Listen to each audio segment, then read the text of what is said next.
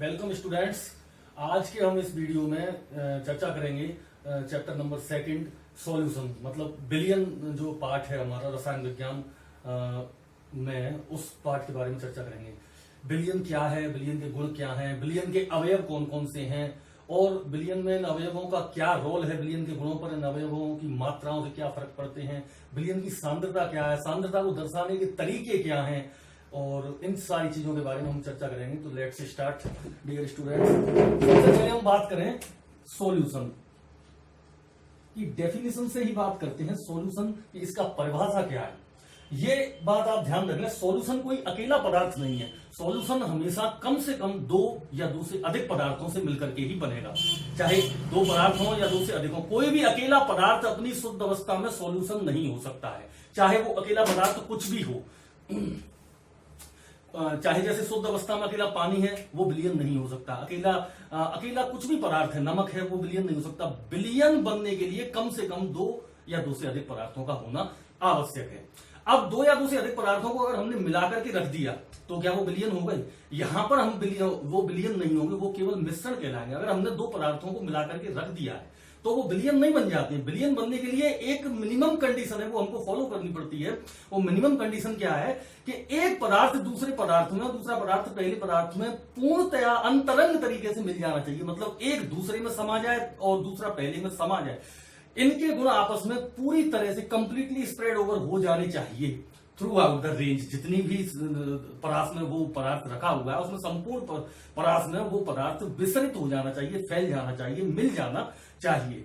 मैं डायरेक्ट परिभाषा पर आऊं तो आपको बता दूं इस बात को कि जो बिलियन है उसकी परिभाषा है, solution is the mixture of two or more than two substance having uniform property throughout the range. क्या मतलब हुआ कि सॉल्यूशन जो है वो दो या दो से अधिक पदार्थों का ऐसा मिश्रण है जिसकी संपूर्ण परास में एक जैसे गुणधर्म होते हैं। एक जैसे गुणधर्म से मतलब उनकी इलेक्ट्रिकल कंडक्टिविटी है, उनका कलर है, उनकी स्मेल है और उनका रिफ्रैक्टिव इंडेक्स है, मतलब उनका अपवर्तनांक है, परावर्तनांक है, चालकता है। ये सारे गुण जो हैं अगर उस पदार्थ के ऊपर से लेकर नीचे तक, टॉप टू बॉटम, अगर हर भाग में समान प्रकार के गुण पाए जा रहे हैं, अगर नीचे से ऊपर तक उसका कलर एक जैसा है, नीचे से ऊपर तक उसका स्वाद एक जैसा है, नीचे से ऊपर तक उसकी स्मेल एक जैसी है, नीचे से ऊपर तक उसकी चालकता एक जैसी है, नीचे से ऊपर तक उसका अपवर्तनांक एक जैसा है, अगर उसके सारे गुण नीचे से ऊपर तक एक जैसे हैं तो उस स्थिति में हम उस पदार्थ उस जो पदार्थ जो रखा हुआ है उसको हम बिलियन कहेंगे। जैसे मैं उदाहरण के लिए बता दूं कि हमने ये एक बीकर के अंदर मान के चलिए हमने पानी लिया है, तो ये पानी लिया है, इसके अंदर हमने अगर एक छोटी सी टिकिया पोटासियम परमैंगनेट KMnO4 की डाल दी तो ये धीरे धीरे आप देखोगे कि ये पोटेशियम परमैंगनेट जो है वो इस पानी के अंदर घुलता हुआ चला जाएगा। लेकिन शुरुआती दौर में आप देखोगे कि नीचे इसका कलर डार्क ज्यादा होगा, अधिक गहरा होगा, अधिक गहरेपन पर होगा नीचे इसका कलर जो होगा वो, क्योंकि नीचे इसमें पोटेशियम परमैंगनेट की मात्रा ज्यादा होगी और ऊपर इसके विसरण धीरे धीरे हो रहा है, पहुंच रहे हैं अणु अभी, तो यहां पर इसका कलर उतना गहरा नहीं होगा। तो ये मिश्रण तो बन गया, लेकिन ये मिश्रण जो है अभी हेट्रोजीनियस है, विषमांगी है। इसके अंदर दो प्रावस्थाएं दिखाई दे रही है। नीचे की प्रावस्था अधिक सघन है, जिसके अंदर ये सघन है, इसके अंदर डेंस है, और ये थोड़ी विरल है, इसके अंदर KMnO4 की मात्रा थोड़ी सी कम है अभी। तो इस स्थिति में इस गिलास या इस बीकर के अंदर रखे हुए पदार्थ को हम बिलियन नहीं कह सकते, क्योंकि बिलियन बनने की कंडीशन क्या है कि एक पदार्थ दूसरे पदार्थ में पूरी तरह समा जाना चाहिए, अच्छी तरह मिल जाना चाहिए। तो हम जो बिलियन होते हैं वो भी एक प्रकार के मिश्रण है, लेकिन वो किस प्रकार के मिश्रण है? होमोजीनियस मिक्सचर है। कैसे मिक्सचर है जी? वो होमोजीनियस मिक्सचर। अब बात यही है, इसी का अर्थ समझना है कि होमोजीनियस, या सब हिंदी में कहते हैं जिसको समांगी मिश्रण। समांगी से क्या अभिप्राय है? समांगी का देसी भाषा में आप बच्चों समझना चाह रहे हो छात्रों, तो उसके लिए तो ये है कि एक पदार्थ दूसरे में समा जाए और दूसरा इस पहले में समा जाए, पूरी तरह से अंतरंग तरीके से मिल जाए एक दूसरे में, तो वो मिश्रण समांगी मिश्रण हो जाएगा और उसी को हम बिलियन कहते हैं। वैसे समांगी का अर्थ ये है कि ऐसा मिश्रण जिसकी संपूर्ण परास में, चाहे हम लेफ्ट टू राइट इधर से इधर जाएं, चाहे नीचे से ऊपर जाएं, चाहे इधर से इधर जाएं, कहीं से भी कहीं जाएं, अगर हम छोटा सा भाग यहां से लें और छोटा सा भाग यहां से भी लें, दोनों भागों के गुण समान होने चाहिए। मान के चलिए कि इस गिलास के अंदर, इस बर्तन के अंदर कोई पदार्थ रखा हुआ है, कोई बिलियन रखा हुआ है, तो इसमें इस नीचे के भाग से अगर हमने कुछ छोटा सा टुकड़ा निकाला और यहां से भी एक छोटा सा टुकड़ा निकाला, इन दोनों के गुण अगर सेम आ रहे हैं तो इस पदार्थ के इस बर्तन के अंदर रखा हुआ संपूर्ण पदार्थ बिलियन कहलाएगा। और इसी गुण को ही हम समांगता कहते हैं। मतलब एक पदार्थ दूसरे पदार्थ में मिल जाए या कंप्लीटली मिक्स हो जाए एक दूसरे में, पूरी तरह से पदार्थ अगर मिक्स हो जाए तो उस स्थिति में, जैसे हम आटा गूंथते समय पे उसमें नमक डालते हैं, तो शुरुआत में सूखे आटे के अंदर हमने नमक ऊपर से डाल दिया, तो नमक में आटा तो मिला दिया है आपने, लेकिन अभी वो मिला नहीं है। जब तक वो पूरी तरह उसके अंदर समान तरीके से मिल नहीं जाएगा, हिलाएंगे नहीं जब तक हम उसको पूरी तरह मिक्सअप नहीं करेंगे, तो क्या होगा, कोई रोटी तो बहुत ज्यादा नमकीन होगी, कोई रोटी एकदम फीकी निकलेगी, तो वो जो आटा होगा वो बिलियन नहीं कहलाएगा। जब उसमें नमक पूरी तरह अच्छी तरह डिजोल्व हो जाएगा, सभी तरफ अच्छी तरह मिल जाएगा, उस स्थिति में हम उस गूदे हुए आटे को सॉल्यूशन कह सकते हैं। ऐसे ही अगर हमने एक गिलास पानी के अंदर अगर हम चीनी की 1 चम्मच मिलाते हैं या 2 चम्मच मिलाते हैं, यहाँ पे शुगर आपने मिला दी इसके अंदर, तो अगर ये नीचे से मान के चलो ज्यादा मीठा है, ऊपर से कम मीठा है ये पानी, तो ये बिलियन नहीं कहलाएगा।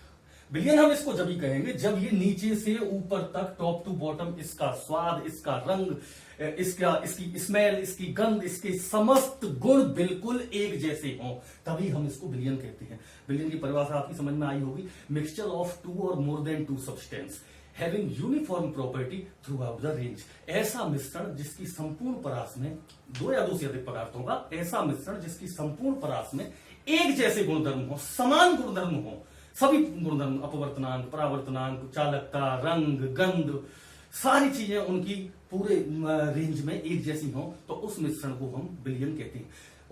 शॉर्ट डेफिनेशन बनाना चाहो तो आप ये कह सकते हो 2 या 2 से अधिक पदार्थों का समांगी मिश्रण ही बिलियन कहलाता है, क्योंकि समांगी जब ही होगा वो जब उसकी संपूर्ण परास में एक जैसे गुणधर्म हो। 2 या 2 से अधिक पदार्थों के समांगी मिश्रण को बिलियन कहते हैं। द होमोजीनियस मिक्सचर ऑफ 2 और more then 2 substance is called solution. That's all, बस यही है सॉल्यूशन की परिभाषा। यहां से आगे हम बात करेंगे अब कि what is the component of solution. Billion के अवयव कौन कौन से, कोई भी चीज, अब आप ये तो देख रहे हो कि कोई भी पदार्थ अकेला तो बिलियन नहीं हो सकता है। बिलियन बनने की पहली शर्त ये, उसके अंदर कम से कम 2 चीजें तो होनी ही चाहिए। तो अब जब बिलियन बनाएंगे जब हम, तो उस बिलियन के अंदर कौन कौन से कंपोनेंट होंगे? 2 कंपोनेंट होते हैं, 2 प्रकार के।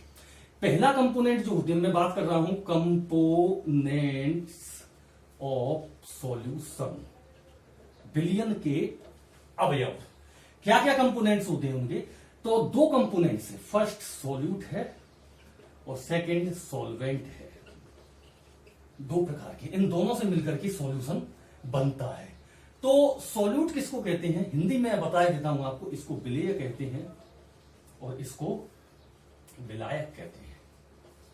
यानी एक नॉर्मल इक्वेशन इस पूरे चैप्टर में चलेगा कक्षा 6 के स्तर का, उसको आप समझ लीजिए, solute plus solvent equal to solution. इन दोनों से मिलकर के ही सॉल्यूशन बनता है। सॉल्यूट कौन है मैं बता चुका हूं, विलेय है। सॉल्वेंट कौन है? विलायक है। अब किसको हम विलेय कहें सर, किसको हम विलायक? कि सॉल्यूट कौन है और सॉल्वेंट कौन है। सॉल्यूट आप अपने नजर में रखिए, इस बात को दिमाग में रखिए, जो, और सॉल्वेंट है जिसमें। ये है बस इसकी परिभाषा। और सॉल्यूशन किसको कहेंगे हम? जो कुछ भी बनेगा अब उसी को ही हम सॉल्यूशन कहेंगे। समझाओ सर क्या है ये? मतलब ये है कि जो घुला हुआ है वो सॉल्यूट है, जिसमें घुला हुआ है वो सॉल्वेंट है, और फिर जो कुछ भी बन रहा है वही सॉल्यूशन है या विलयन है। मेरा मतलब जैसे आप एक गिलास, जैसे आपसे किसने कहा 1 गिलास पानी के अंदर 1 चम्मच चीनी घोलिए, तो अब आप बताइए इसके अंदर क्या घुला हुआ है? पानी घुला हुआ है या चीनी घुली हुई है? आप डेफिनेटली फाइंड आउट कर लोगे, चीनी घुली हुई है, 1 चम्मच चीनी है। जब कहने वाला यही कहेगा कि इसके अंदर 1 चम्मच चीनी घुली हुई है, तो जो घुला हुआ है, मैंने क्या कहा, जो घुला हुआ है, चीनी घुली हुई है, वही विलेय हो जाएगी। जिसमें घुला हुआ है, काय में घुला हुआ है, पानी के अंदर घुला हुआ है, तो वही क्या हो जाएगा? सॉल्वेंट हो जाएगा। यही चीज सभी जगह आपको लागू करनी है। कहीं पर भी आटे में नमक, अब आटे में नमक में कौन सॉल्यूट है कौन सॉल्वेंट है, ये आप खुद ही फाइंड आउट करें। बताइए आटा मिला हुआ है या नमक मिला हुआ है? नमक मिला हुआ है। किस में मिला हुआ है? आटे में मिला हुआ है, तो आटा वहां पर सॉल्वेंट है और नमक उसमें सॉल्यूट है। इसी से ही आपके दिमाग में एक परिभाषा आ जाएगी, जो कम मात्रा में होता है, कम मात्रा में वही सॉल्यूट है, और जो अधिक मात्रा में होता है वही सॉल्वेंट है। क्योंकि घुलेगा तो तभी जब कोई पदार्थ ज्यादा मात्रा में होगी, जब तो उसमें घुलेगा।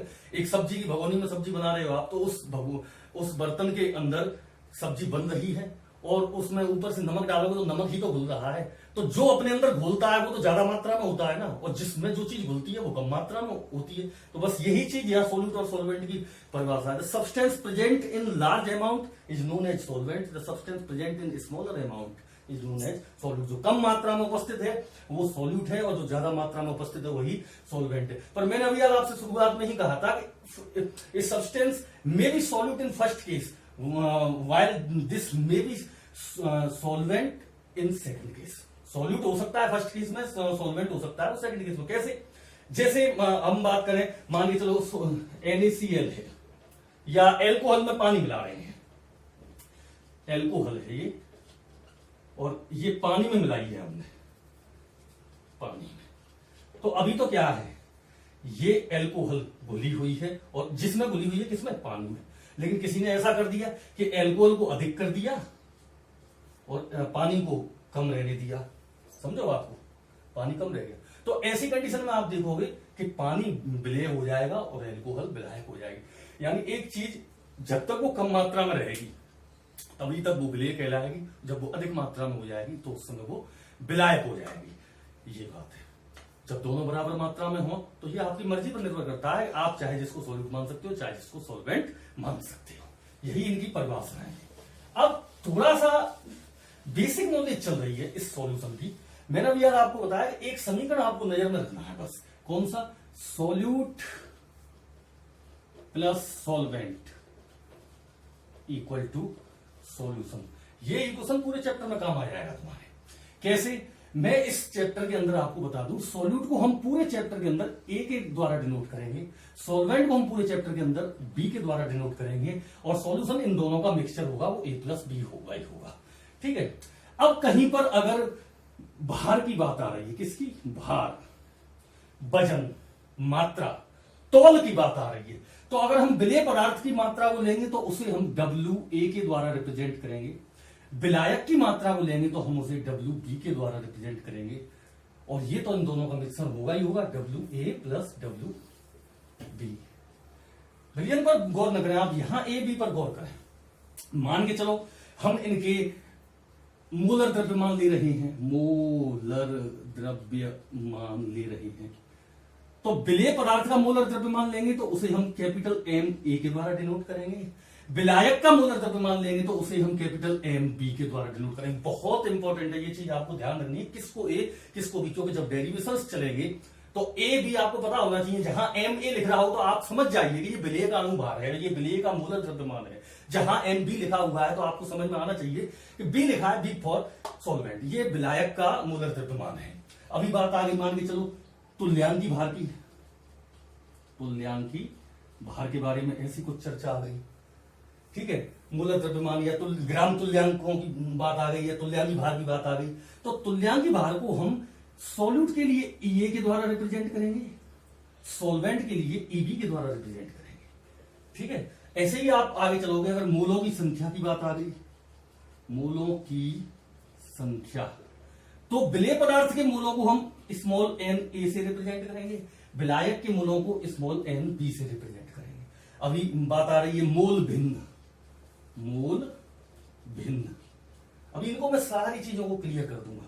मोल भिन्न की बात, अगर विलेय की मोल भिन्न की बात आ रही है तो उसे XA के द्वारा डिनोट करेंगे, विलायक की मोल भिन्न की बात आ रही है तो उसे XB के द्वारा डिनोट करेंगे। ये A B से आपको पंगा नहीं लेना, कोई चक्कर में नहीं पड़ना है। ये A और B क्लियर होना चाहिए। जहां A लगा है मतलब वो विलेय का मामला है, जहां B लगा है वो विलायक का मामला है। पूरे चैप्टर के अंदर हम जहां भी जो भी डेरिवेशंस किया करेंगे, जो भी कुछ करेंगे, वहां A B को आप दिमाग में रखें कि जहां A लगा हुआ है वो विलेय का है, जहां B लगा हुआ है वो विलायक का है। ये चीजें रहेंगी। अब हम बात करेंगे अगले नेक्स्ट वीडियो में इन सभी की डिटेल्स से। आपको समझ में अगर आया हो तो लाइक करें, शेयर करें, सब्सक्राइब करके रखें, जिससे नोटिफिकेशंस अगले वीडियो के नोटिफिकेशंस आपके पास ऑटोमेटिक आ जाया करें। इसमें मैं अपना हित नहीं देख रहा हूं छात्रों, मुझे ये है कि मेरे विद्यालय के छात्र या मेरे स्टूडेंट्स जो है उनको लाभ इसका मिलना आवश्यक है, बस और कोई इसका उद्देश्य नहीं है। Thank you.